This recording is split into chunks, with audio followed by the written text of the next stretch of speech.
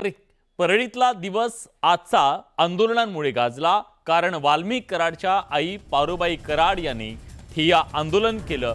जातीवादातून कारवाई केली जात असल्याचा आरोप वाल्मिक कराडच्या कुटुंबियांनी केला, पत्नीने केला। तर दुसरीकडे कराडच्या समर्थकांनी परळीमध्ये बंद पुकारला। इकडे मोका लागल्यानंतर 10 मिनिटात परळी बंद झाली।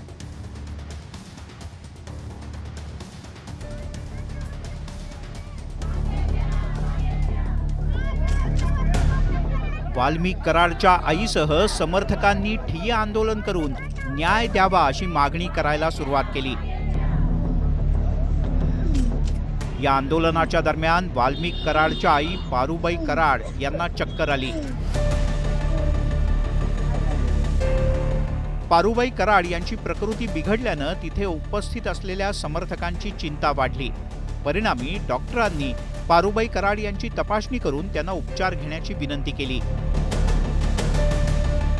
यानंतर पोलिसांनी वाल्मिक कराडच्या आईसोबत संवाद साधून त्यांची समजूत काढण्याचा प्रयत्न केला, मात्र पारुबाई कराड यांनी उपचार करून घेण्यास नकार दिला।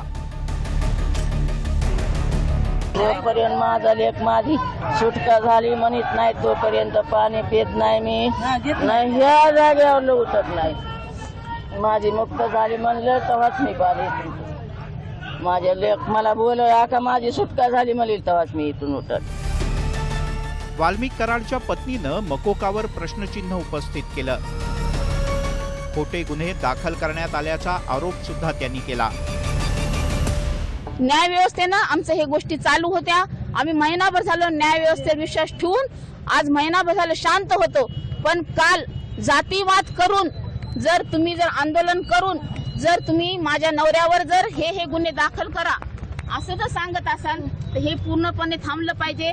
आणि ते जर त्यांच्यावर जर गुन्हे दाखल झाले तर मी सुद्धा आज इथं जोपर्यंत त्यांच्यावर हे गुन्हे मागे घेतले जाणार नाहीत तोपर्यंत आम्ही इथून उठणार नाही।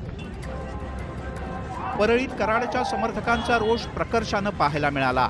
समर्थकांनी मनोज जरांगे आणि आमदार सुरेश धस यांच्या प्रतिमेला जोडे मारले, तर आमदार संदीप क्षीरसागर, जितेंद्र आव्हाड आणि अंजली दमानिया यांच्या प्रतिमेला लाथा मारत संतापाला वाट करून दिली।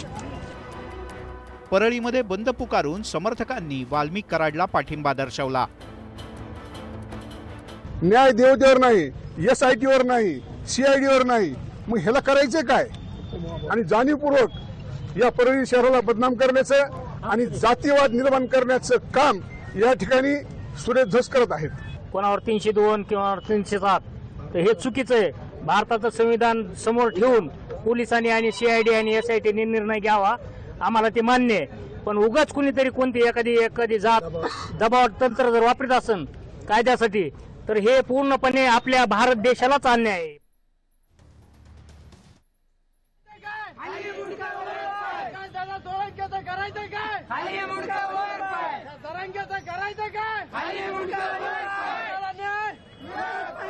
तर तिकडे परळीमध्ये आता ही परिस्थिती जी आहे ते काहीशी अधिक चिघळत चाललेली आपल्याला पाहायला मिळते। काही कार्यकर्त्यांकडून तिकडे आत्मदहनाचा प्रयत्न करण्यात येतोय। विशाल माने आपले प्रतिनिधी आता आपल्या सोबत आहेत, आपण थेट त्यांच्याकडे जातो। विशाल, काय घडतंय? कार्यकर्ते एवढे आक्रमक का? विलास, आज सकाळपासून जे आंदोलन सुरू आहे या आंदोलनाच्या दरम्यान ही दुसरी वेळची घटना आहे जे कार्यकर्त्यांनी आत्मदहनाचा प्रयत्न केला आहे। सकाळपासून जे आंदोलन सुरू आहे त्या आंदोलनामध्ये वाल्मिक कराड यांचे कुटुंबीय आहेत, त्यांच्या आई स्वतः या आंदोलनामध्ये आहेत। त्यांच्या विरोधात जे काही खोटे गुन्हे दाखल करण्यात आलेले आहेत ते वापस घ्यावे या मागणीसाठी प्रामुख्याने आंदोलन होतं। परंतु जसजसा वेळ वाढतोय तसं कार्यकर्ते आक्रमक होत आहेत। आणि आता काही वेळापूर्वी ज्यावेळी वाल्मिक कराड यांच्या पत्नी मीडियाशी बोलल्या, त्यांनी SITच्या संदर्भामध्ये काही आरोप केले, त्याचे जे प्रमुख आहेत त्यांना बदलण्यात यावी अशी मागणी केली। ती त्यांचं वाईट संपल्याच्या नंतर लगेच कार्यकर्त्यांनी एका आक्रमक होत हा प्रयत्न केला आहे। एकूण परिस्थितीमध्ये आता तणाव वाढू लागल्याचं दिसून येत आहे। एकूणच आंदोलक देखील आता अधिक आक्रमक होत आहेत। पण या आंदोलकांना समजवण्याचा प्रयत्न केला जातोय का? त्यांना तिथून दूर करण्याचा प्रयत्न केला जातोय का? त्यांचं नेमकं काय म्हणणं आहे? दुपारपासून साधारणपणे 3 वेळा पोलीस अधिकाऱ्यांनी या आंदोलकांशी बोलायचा प्रयत्न केला, हे आंदोलन वापस घेण्याची मागणी केली, परंतु आंदोलकांकडून त्यांना कोणताही रिस्पॉन्स देण्यात येत नाहीये। जोपर्यंत आमच्या मागण्या मान्य होणार नाहीत तोपर्यंत आम्ही हे आंदोलन वापस घेणार नाही, हीच भूमिका त्यांनी सकाळपासून लावून ठेवलेली आहे आणि त्याच भूमिकेवर ते ठाम आहेत. त्यामुळे आंदोलनकर्ते सकाळपासून जमा झाले अद्यापही त्या ठिकाणाहून कमी झालेले नाहीत आणि त्यांनी ती भूमिका आत्ताही लावूनच ठेवलेली आहे. जोपर्यंत आमच्या मागण्या मान्य होत नाहीत, ज्या पद्धतीनं दबाव तंत्राचा वापर करून त्यांच्यावर खोटे गुन्हे दाखल करण्यात आले, ते गुन्हे वापस घेतले तरच आम्ही इथून उठू असं त्यांनी पवित्रा घेतलेला आहे. विलास, धन्यवाद तुम्ही दिलेल्या सगळ्या सविस्तर माहितीबद्दल. तर थेट परळीतून आता काय स्थिती आहे याचा आढावा आपल्या प्रतिनिधींनी घेतला.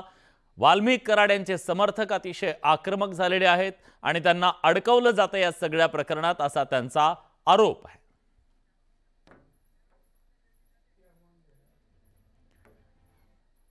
तर आज या सगळ्या मुद्द्याच्या संदर्भात आपल्याला